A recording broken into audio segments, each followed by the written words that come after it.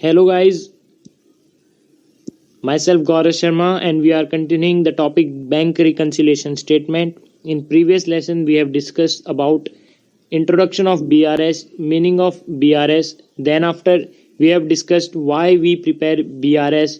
Thereafter we have discussed the reasons and we have discussed the meaning, reason for difference. We have discussed this reason in previous lesson. So I recommend you to please watch my previous lesson जिसमें आपको सभी differences due to timing पता चल जाएंगे.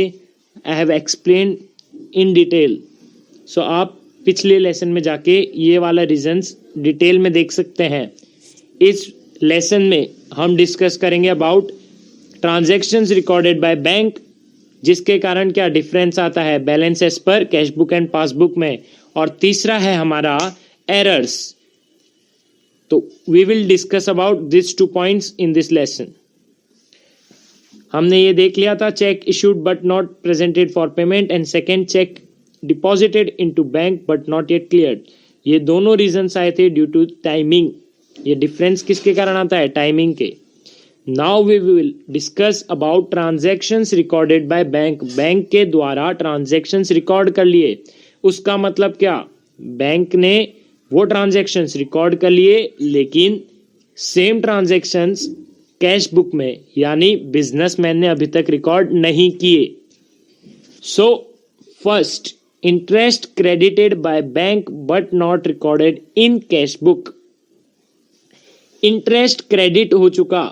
आपको पता होगा अगर आप आपके बैंक में आप बैलेंस रखते हैं एंड आपका टाइप ऑफ अकाउंट सेविंग है तो आपको इंटरेस्ट मिलता है.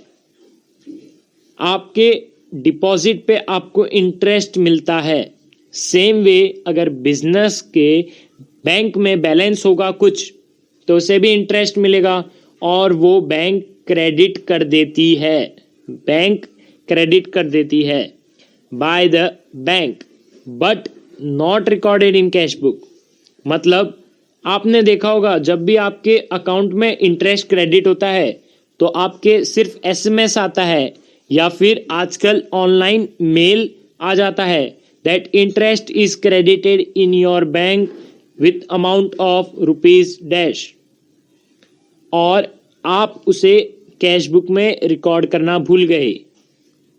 तो देखिए कैसे बैलेंस में डिफरेंस आता है. अपना पहले बैलेंस क्या? 10,000. अब इंटरेस्ट क्रेडिट हो चुका है मतलब 10 + 2 12 हो गया हमारी पासबुक में. लेकिन कैश बुक में हमने चूंकि रिकॉर्ड नहीं किया तो वो बैलेंस 10 ही दिखाएगा. So 12 and 10 there is difference between both the balances, that is balance as per cash book and balance as per passbook.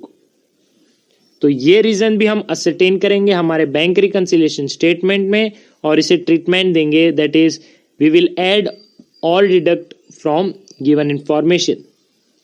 Then आपका आता है bank charges and interest charged by the bank but not recorded in the cash book.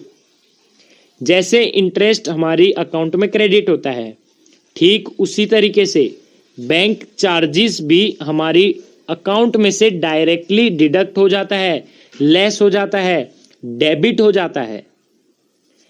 जैसे मैंने कहा था आपको SMS आएगा ठीक उसी तरीके से यहां भी बैंक चार्जेस डिडक्ट होने का आपको डायरेक्ट मैसेज आएगा या फिर आपके ऑनलाइन मेल पे मैसेज आ जाएगा that from your account rupees dash is deducted as bank charges.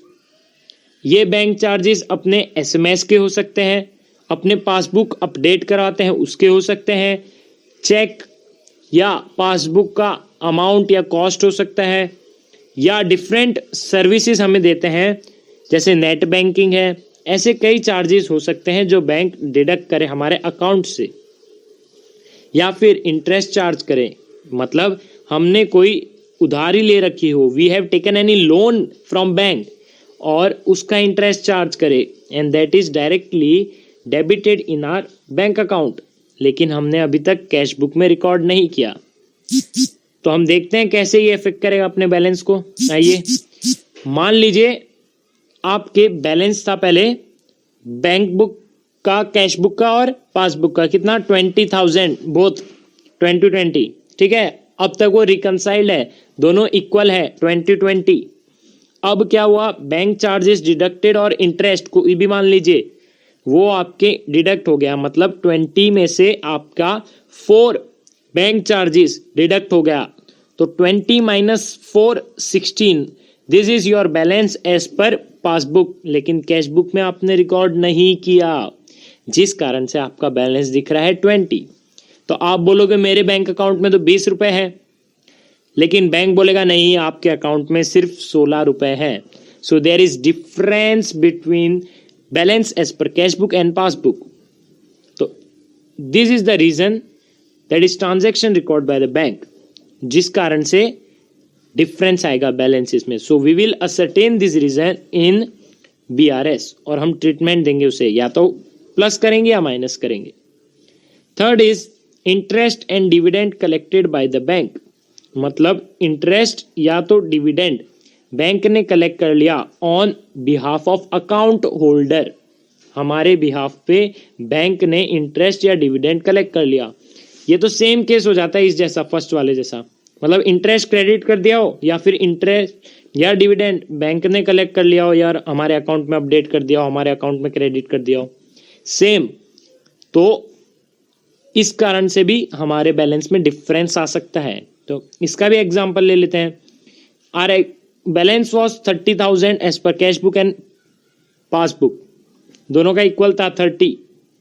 अब क्या हुआ, इंटरेस्ट और डिविडेंड कोई भी एक मान लीजिए वो बैंक ने कलेक्ट कर दिया और हमारे अकाउंट में अपडेट कर दिया, दैट इज ₹5। तो हमारा balance as per cash book क्या रहा 30, क्योंकि हमने रिकॉर्ड नहीं किया। वहीं पासबुक ने रिकॉर्ड उसे कर दिया, तो 30 + 5 35 हमें दिखेगा हमारे बैंक के पासबुक में। So there is difference 35 and 30। So we will ascertain this reason in BRS. Next हमारा रीजन हो सकता है क्या, डायरेक्ट पेमेंट, डायरेक्ट डिपॉजिट। पहले बात करते हैं डायरेक्ट पेमेंट की। हमारे स्टैंडिंग इंस्ट्रक्शंस पे बैंक हो सकता है डायरेक्ट पेमेंट दे दे हर तारीख को। जैसे इंस्टॉलमेंट्स होते हैं तो डायरेक्ट पेमेंट हम इंस्ट्रक्ट कर देते हैं बैंक को, तो वो स्पेसिफिक डेट को ट्रांसफर कर देती है या पेमेंट कर देती है डायरेक्ट फ्रॉम आवर बैंक।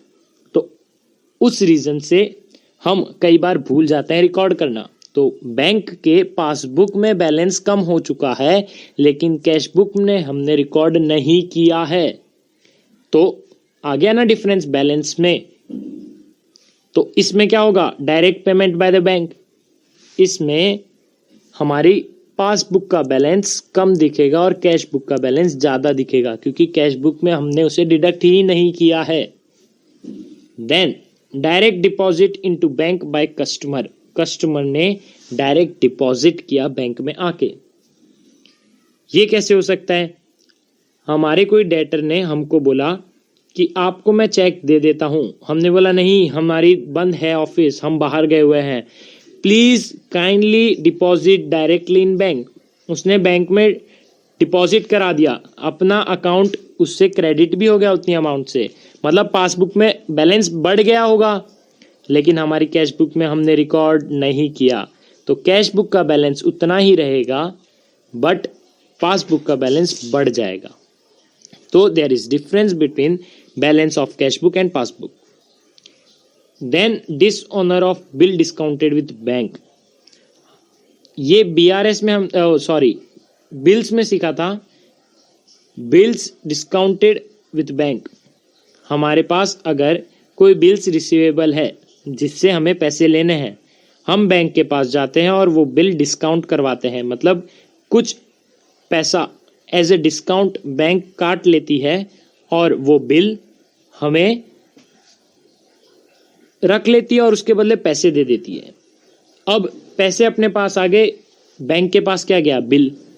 अब वो बिल कलेक्ट करेगा बैंक फ्रॉम आर डेटर या फिर अपने बिल्स रिसीवेबल से। तो वो बैंक जाता है और वो क्या हो जाता है, डिसओनर, मतलब अभी तक वो ऑनर नहीं हुआ, उसने पेमेंट डिनाई कर दिया। तो बैंक क्या करता है, इस केस में हमारे बैंक अकाउंट से डायरेक्टली वो डिडक्ट कर लेता है उतना अमाउंट। तो हमें पता हो या ना हो, हमने रिकॉर्ड नहीं किया हमारे कैश बुक में कि डिसऑनर ऑफ बिल डिस्काउंटेड, तो हमारी बैंक में उतना अमाउंट कम हो जाएगा, लेकिन कैश बुक में कोई इफेक्ट हमने नहीं दी। पहले था 30,000 और बिल था हमारा 2,000, तो 2,000 का बिल लेके हम बैंक के पास गए, बैंक को बिल दिया, बैंक ने हमें 1900 रुपीज़ दिए, 100 रुपीज़ उसका आप कहिए डिस्काउंट या इंटरेस्ट काट लिया, और 3 महीने बाद बिल की मैच्योरिटी डेट आई, बैंक गया बिल को लेके किसके पास, डेटर ऑफ अकाउंट होल्डर, और उसने डिनाई कर दिया पेमेंट। अब बैंक सीधे सीधे कस्टमर के यानी अकाउंट होल्डर के बिजनेसमैन के अकाउंट से डिडक्ट कर लेगी उतना अमाउंट, तो 2,000 रुपये डिडक्ट कर लेगी, और पहले हमारा बैलेंस था 30 और 30,000 और अब है 2,000 डिडक्ट कर देगी, मतलब 28,000 as per bank balance as per what, passbook. लेकिन कैश बुक में हमने कुछ इफेक्ट नहीं दी, तो इट विल रिमेन 30,000 ओनली, मतलब कैश बुक के हिसाब से 30,000 और पासबुक के हिसाब से 28,000। सो देयर इज डिफरेंस आ गया बैलेंस में, कैश बुक के और पासबुक में। तो एक और रीज़न किस कारण से डिफरेंस आता है, तो इसको असरटेन करेंगे हम BRS में और इसका ट्रीटमेंट देंगे।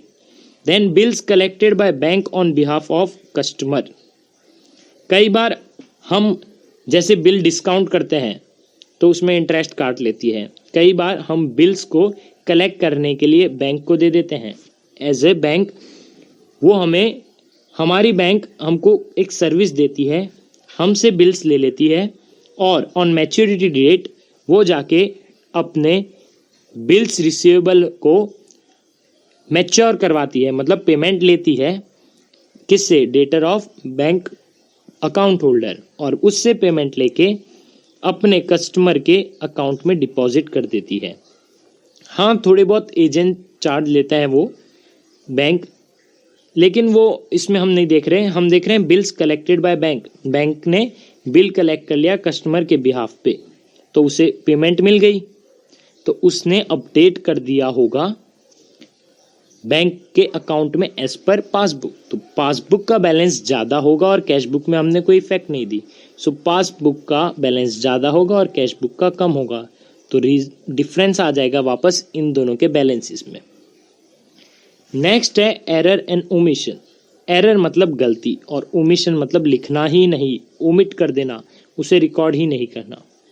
तो या तो ये कैश बुक में हो सकती है, मतलब अकाउंटेंट से या बिजनेसमैन से, और इन द पासबुक मतलब बैंकर से। फॉर एग्जाम्पल एक एरर हम डिस्कस करते हैं, 1,000 को 10,000 लिख दिया इन बुक्स ऑफ अकाउंट, तो ये कैश बुक में गलती हो गई, एरर। वहीं अगर 10,000 को 1,000 लिख दिया तो भी वो गलत है।